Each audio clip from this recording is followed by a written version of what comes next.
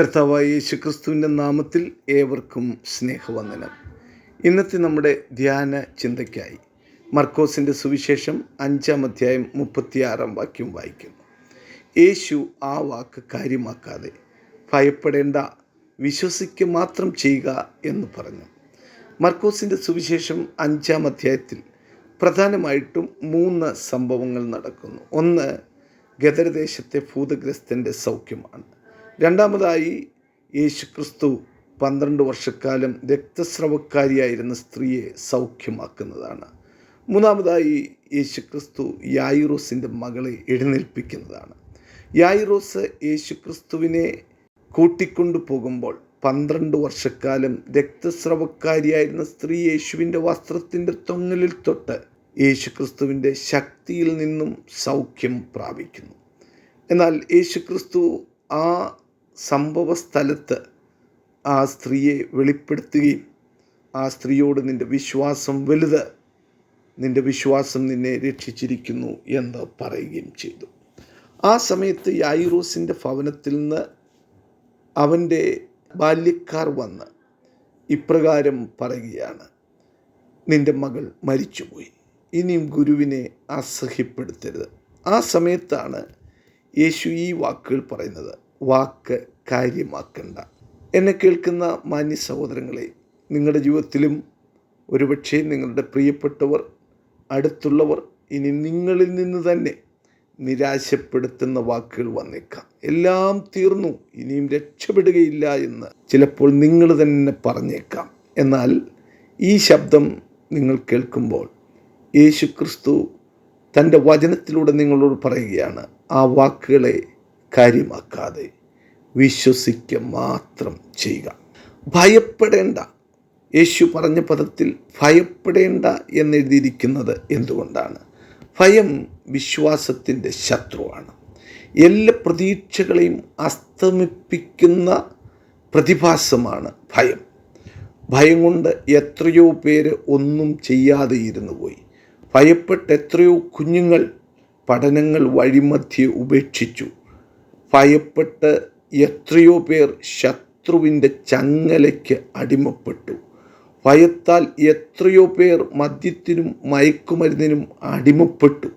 ജീവിത സാഹചര്യങ്ങളെ ജയിക്കുവാൻ കഴിയുന്നില്ല എന്ന് പറഞ്ഞുകൊണ്ട് മദ്യത്തിൻ്റെയും മയക്കുമരുന്നിൻ്റെയും കരാളഹസ്തത്തിൽ ഭയപ്പെട്ട് എത്രയോ പേർ അമർന്നു പോയിരിക്കുന്നു. എന്നാൽ നിങ്ങൾ ആ വാക്കുകൾ കാര്യമാക്കണ്ട. ഇനിയും രക്ഷപ്പെടുവാൻ കഴിയുകയില്ലെന്ന് നിങ്ങൾക്ക് തന്നെ തോന്നുന്നുവെങ്കിൽ ഭയപ്പെടേണ്ട. നിങ്ങളെ രക്ഷിക്കുവാൻ കഴിയുന്ന ഏക ദൈവം, ഏക കർത്താവ്, നിങ്ങൾക്ക് വേണ്ടി അവസാനത്തുള്ളി രക്തവും ഊറ്റിത്തന്ന യേശു കർത്താവ് നിങ്ങളോട് പറയുകയാണ്: ആ വാക്കുകളെ കാര്യമാക്കണ്ട, ഭയപ്പെടേണ്ട. വിശ്വാസത്തിൻ്റെ ശത്രുവാണ് ഭയം.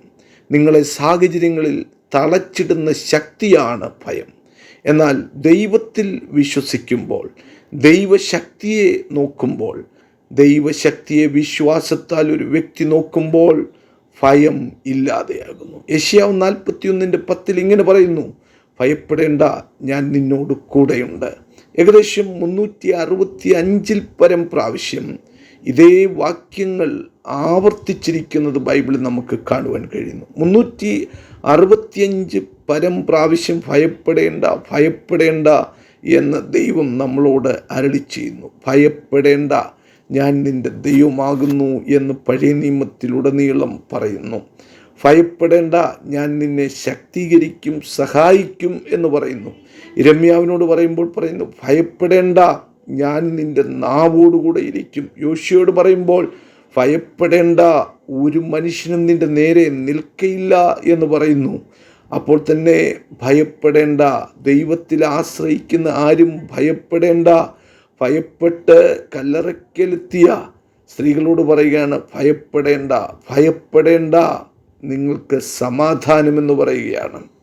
അങ്ങനെ ദൈവം പുതിയ നിയമത്തിലും പഴയ നിയമത്തിലുമെല്ലാം ഭയപ്പെടേണ്ട, ഭയപ്പെടേണ്ട എന്ന് പറഞ്ഞിരിക്കുന്നതിൻ്റെ കാരണം ഭയം വിശ്വാസത്തിൻ്റെ ശത്രുവാണ്.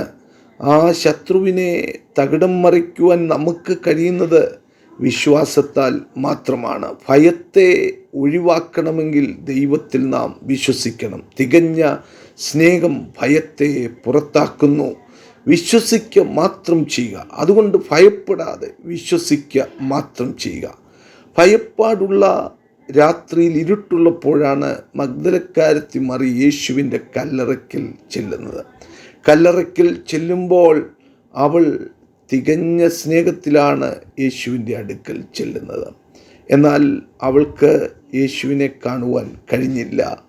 അവൾ അവിടെ തന്നെ നിലകൊള്ളുമ്പോൾ ഗുരുവായവൻ തോട്ടക്കാരനെന്ന് നിരൂപിക്കത്തക്കവണ്ണം അവളുടെ അടുക്കൽ വന്ന സ്ത്രീയെ, നിങ്ങൾ ആരെ തിരയുന്നു എന്ന് ചോദിച്ചു. അവൾ, ഞങ്ങൾ കർത്താവിൻ്റെ ശരീരം തിരയുന്നു എന്ന് പറയുകയാണ്. എന്നാൽ അവളോട് ഇപ്രകാരം കർത്താവ് പറയുന്നു, മറിയേ. അവൾ യേശുവിനെ മനസ്സിലാക്കുകയും റബ്ബുനി എന്ന് പറഞ്ഞുകൊണ്ട് അവൻ്റെ കാൽക്കൽ വീഴുകയും ചെയ്യുന്നു. ആകയാൽ ഭയത്തെ ഉപേക്ഷിക്കുക, വിശ്വാസത്തെ മുറുകെ പിടിക്കുക. യേശു നമ്മളെ രക്ഷിക്കുന്ന ഏക രക്ഷകനാണ്. മനുഷ്യൻ പ്രതീക്ഷകൾ നഷ്ടപ്പെടുത്തുന്ന ഇടമാണ് ഭയം. എന്നാൽ ദൈവത്തിൽ ആശ്രയിക്കുകയും ദൈവത്തിൽ വിശ്വസിക്കുകയും ചെയ്യുന്നവന് പ്രതിഫലമുണ്ടെന്ന് എബ്രായ ലേഖനം 11 വിളിച്ചു പറയുന്നു. വിശ്വാസം കൂടാതെ ആർക്കും ദൈവത്തെ പ്രസാദിപ്പിക്കുവാൻ കഴിയുന്നതല്ല. ആകയാൽ ഭയം കൂടാതെ വിശ്വസിക്കുക. ലോകം പലപ്പോഴും നാം തകർന്നുപോയി എന്ന് പറയുമ്പോൾ വിശ്വാസം നമ്മളെ ജീവിപ്പിക്കുന്ന ദൈവ ശക്തിയാണ്. വിശ്വസിക്കുക മാത്രം ചെയ്യുക. എൻ്റെ നീതിമാൻ വിശ്വാസത്താൽ ജീവിക്കുമെന്ന് ഹബക്കൂക്കിൻ്റെ പുസ്തകത്തിലെ വചനം പലപ്പോഴും റോമാലേഖനത്തിൽ ഉരുവിട്ടിരിക്കുന്ന നമുക്ക് കാണുവാൻ കഴിയുന്നു. വിശ്വാസത്താൽ ജീവിക്കും എന്ന് ദൈവത്തിൻ്റെ വചനത്തിൽ നമുക്ക് കാണുവാൻ കഴിയുന്നു. ഞങ്ങളെ കേൾക്കുന്ന മാന്യ സഹോദരങ്ങളെ, നിങ്ങളെ ജീവിപ്പിക്കുവാൻ കഴിയുന്നത് വിശ്വാസത്തിനാണ്. കാരണം നമ്മുടെ വിശ്വാസത്തിൻ്റെ നായകനും പൂർത്തി വരുത്തുന്നവനുമായ യേശു ക്രിസ്തു, അവൻ മരണത്തെ ജയിച്ചവനാണ്. യായിറോസിൻ്റെ ഭവനത്തിൽ ചെന്ന് യേശു അകത്ത് കടന്ന് അവിടേക്ക് പ്രവേശിച്ച ശേഷം യേശുവിൻ്റെ പ്രിയ ശിഷ്യന്മാരും അപ്പോൾ തന്നെ യായിറോസും തൻ്റെ സഹധർമ്മിണിയും അവിടെ ഇരുന്നു കൊണ്ട് പ്രാർത്ഥിച്ചു. യേശു അവളോട് പറയുകയാണ്, ദലിത ഖൂമി, ബാലി എഴുന്നേൽക്ക്. അവൾ എഴുന്നേറ്റു സംസാരിക്കാൻ തുടങ്ങി. അവളെ മാതാപിതാക്കൾക്ക് ഏൽപ്പിച്ചു കൊടുത്തു. അവർ ഭക്ഷിച്ച് ബലപ്പെടുവാൻ തുടങ്ങി. ഞങ്ങൾ കേൾക്കുന്ന മാന്യ സഹോദരങ്ങളെ, ഈ വചനം നിങ്ങൾക്ക് വേണ്ടിയുള്ളതാണ്. ഈ യൂട്യൂബ് ചാനലിലൂടെ ഞങ്ങൾ നിങ്ങളുടെ അടുക്കൽ ഈ വചനവുമായി എത്തുമ്പോൾ നിങ്ങളെ ആശ്വസിപ്പിക്കുന്ന വചനമാണിത്. നിങ്ങൾ ഒരുപക്ഷെ നിരാശയിലായിരിക്കാം. എന്നാൽ നിരാശയുടെ വാക്കുകളെ കാര്യമാക്കാതെ വിശ്വസിക്കുക മാത്രം ചെയ്യുക. ദൈവത്തിൻ്റെ പ്രവൃത്തി നിങ്ങൾക്ക് വേണ്ടി വെളിപ്പെടുന്നു, നിങ്ങളുടെ കുടുംബത്തിന് വേണ്ടി വെളിപ്പെടുന്നു. വിശ്വസിക്കുക മാത്രം ചെയ്യുക. നിങ്ങൾ ചില വാക്കുകളെ കാര്യമാക്കാതിരിക്കുക. വിശ്വസിക്കുക മാത്രം ചെയ്യുക. ഭയപ്പെടേണ്ട. ദൈവം നിങ്ങൾക്ക് വേണ്ടി, നിങ്ങളുടെ തലമുറകൾക്ക് വേണ്ടി, നിങ്ങളുടെ കുടുംബത്തിന് വേണ്ടി പ്രവർത്തിപ്പാൻ ശക്തനാണ്. ശക്തനായ ദൈവം നിങ്ങൾക്ക് വലിയവ ചെയ്യുന്നു. ആത്മനിറവിൽ ആരാധനയ്ക്ക് വേണ്ടി ഒരുക്കപ്പെടുവാൻ ദൈവം നിങ്ങളെ സഹായിക്കട്ടെ. വാക്കുകളെ കാര്യമാക്കേണ്ട. ഏത് വാക്കുകളെ? നിരാശയുടെ, ദുഃഖത്തിൻ്റെ, അവിശ്വാസത്തിൻ്റെ, പ്രത്യാശയെ നശിപ്പിക്കുന്ന വാക്കുകളെ കാര്യമാക്കാതിരിക്കുക. 2, ഭയപ്പെടാതിരിക്കുക.